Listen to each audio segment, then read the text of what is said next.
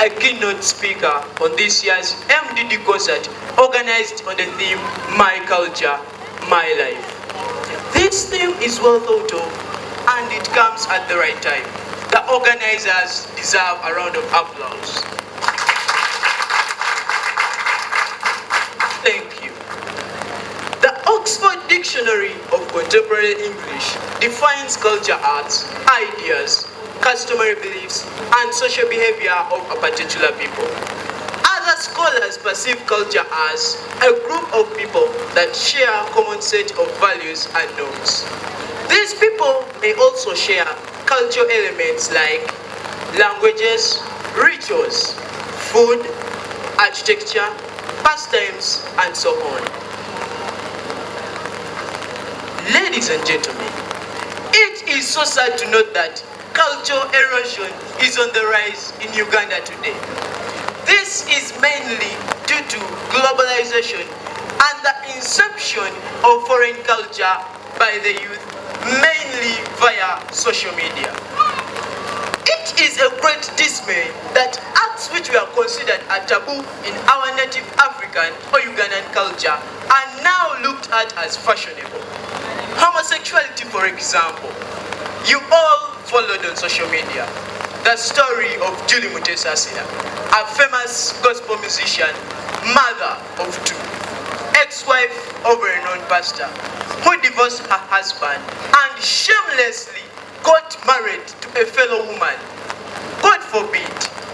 Comrades, I think you have met gay men before. Not so? Well, if you haven't met them, then be on the lookout. These people do all feminine acts. They plait their hair, put on earrings, dress in shouting feminine colors, and even bleach like women. What more worrying, my dear audience, is that they do, pardon me, what more worrying, my dear audience, is that there is no law prohibiting homosexuality in Uganda because the anti-homosexuality bill still lies in balance because the president signed it and later withdrew his signature. This is so strange to be true. My dear listeners, if you doubt that our culture has been eroded, then just walk on the city streets at night. Girls as young as 14 walk their bodies for money. Even ladies in their late 30s sell their priceless bodies for as low as 3,000 shillings. Imagine! And the attires they put on. Oh, these people move almost naked in skimpy outfits that show their knickers and nakedness. They do all this to attract the innocent into this shameful act. Mind you,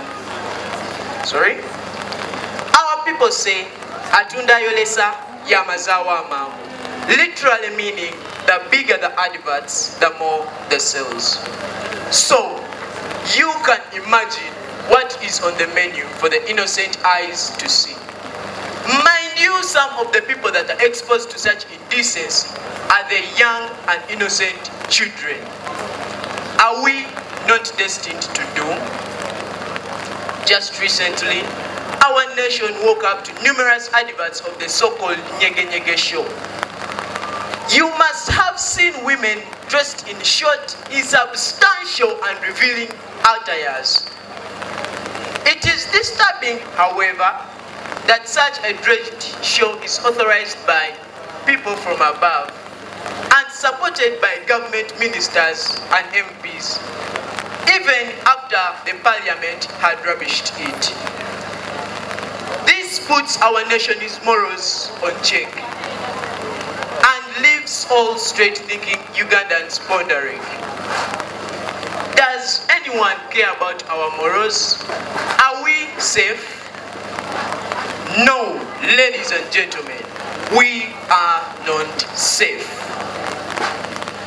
Last week, as I was watching a Gataliko, a local news bulletin, I saw a group of youth that had tattooed their bodies and discarded their local names and adopted fancy Western names like Kips. I was greatly touched by these youth. First of all, for one to change their names from Chibidige to Kips is a great loss of identity. Secondly, recording a song in foreign language is a complete loss of direction. And dressing in a funny way, pardon me, recording a song in foreign language is an indirect way of decampaigning one's native language. And dressing in a funny way with tattoos all over the body is a complete loss of direction. Abavubuka mwenyumirize mu buwangwa bwaffe. Dear youth, please be proud of our culture, because culture is as important as roots of a tree. Without it, a nation cannot stand. Because culture influences the morals of a nation, and morals dictate the direction of a society. A famous politician and spiritual leader by the name of Mahatma Gandhi once said that a nation's culture is in the hearts and souls of its people. You can bear witness that our people are accustomed to indecency, and they feel that it is classy to dress indecently and use vulgar language. Surprisingly, some of the popular comedians cannot appease their audience without using vulgar language. So, if the people are spoiled and they think about having fun by going to weird music shows like the Nyege Nyege or the notorious nude dance shows locally known as Echimansulo, then I smell doom. The greatest Pan-African Nelson Madiba Mandela, in one of his greatest quotes, had this to say: "The greatest glory lies in never failing, but in rising every time we fail." We should now rise to the occasion and revive our culture. Our elders, please rekindle the fire. Let us go back to our campfire, locally known as Ebitone, and teach our beautiful culture to the youth.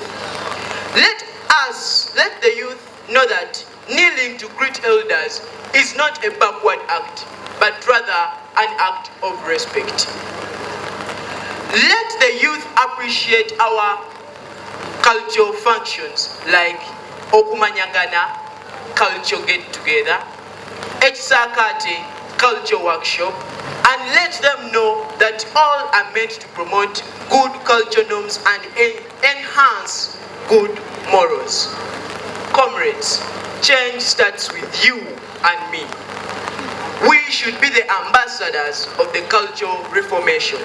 Let us attend cultural meetings on family level and clan level. Let us embrace the numerous programs from the Kabaka and Katikiro.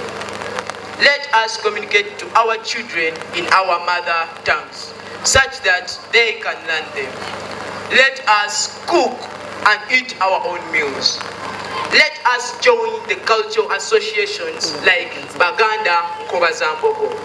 Let us cherish and promote our native culture, because without it, our life will be doomed. Please, when you go back, pass on this message to others. Thank you for listening. Awangale Sabasajja Kabaka.